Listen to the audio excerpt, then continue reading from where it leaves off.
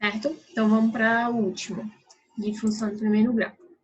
O que a gente observa aqui, tá? Ele fala aí uma experiência realizada na aula de biologia, um grupo de alunos mede o crescimento de uma planta em centímetros, todos os dias, plotando os pontos T, o que é T? Tempo, né, em relação à altura, A. E aí esse tempo está em dia e a altura está em centímetros. Os alunos obtiveram a figura a seguir. Se essa relação entre tempo e altura for mantida, estima-se que no 34º dia a planta tem aproximadamente quanto? Tá? Então, aqui a gente também precisa de um sistema. A gente tem os valores de x e y. A gente sabe que quando x é 5, y é 1. Quando x é 10, y é 2. Como a gente está vendo que é uma curva, é linear, então função de primeiro grau. Então, a f de x é igual a vezes x mais b. Certo? Lembrando que f de x é y. Então, quando y é 1, a vezes x, x vai ser 5, mais b. Mesma coisa aqui, a segunda equação. Quando y é 2, a vezes 10 mais b. Certo? Então, a gente precisa resolver esse sistema. Então, vou fazer isolar o a. Então, o a é igual a 1 menos b. Esse 5 que está multiplicando vai passar dividindo, menos 5.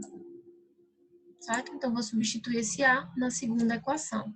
Então, 2 é igual a 1 menos b dividido por 5 vezes 10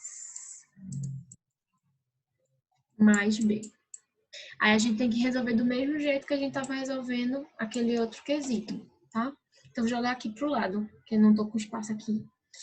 Então, 2 é igual a 10 vezes 1, 10. 10 vezes menos b, menos 10b. Dividido por 5. Mais b. O 5 também tem que sair. Então, MMC, como a gente está vendo que aqui é tudo dividido por 1, então 5 é o valor do MMC, tá?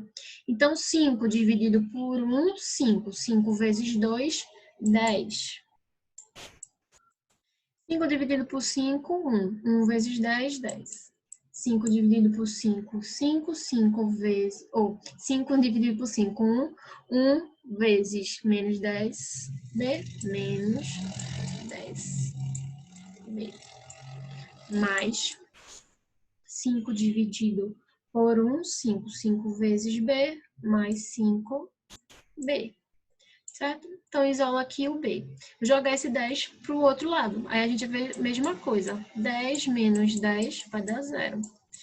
Menos 10b mais 5, menos 5b.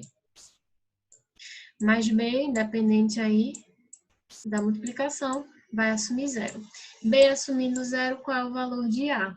A gente pode substituir aqui nessa equação. Então, A é igual a 1 menos 0 dividido por 5. 1 dividido por 5, 0,2. Então, qual é a função dessa equação aqui, tá? A é 0,2 e B é 0. Então, essa função de x é igual a 0,2 vezes x mais b. Quem é x? X é o tempo, certo? E a é y, é a altura. Então, quando tem o 34º dia, qual é o valor da altura? Então, é só substituir no lugar desse x aqui, 34. Então, seria igual 0,2 vezes 34 mais... Eita, eu botei b aqui, mas aqui é 0. Mais 0. 0,2 vezes, né? 34, deixa eu botar aqui na calculadora. 0,2 vezes 34 é igual a 6,8 centímetros, tá? E aí o valor mais aproximado seria 7 centímetros, porque 8 está acima de 5, então arredonda para cima. Então a gente vai arredondar aqui para 7 centímetros, tá? Se eu quisesse o 30º dia, não o 34º dia, é usar a mesma função. Então eu botaria 0,2 vezes 30, tá? Esse mais zero aqui eu posso deixar, mas também posso não colocar, tá? Então, 2 vezes 3, 6, tá? Então, eu tenho 6 centímetros aí, se fosse o 30º dia, certo? Então, a gente sabe através dessa função.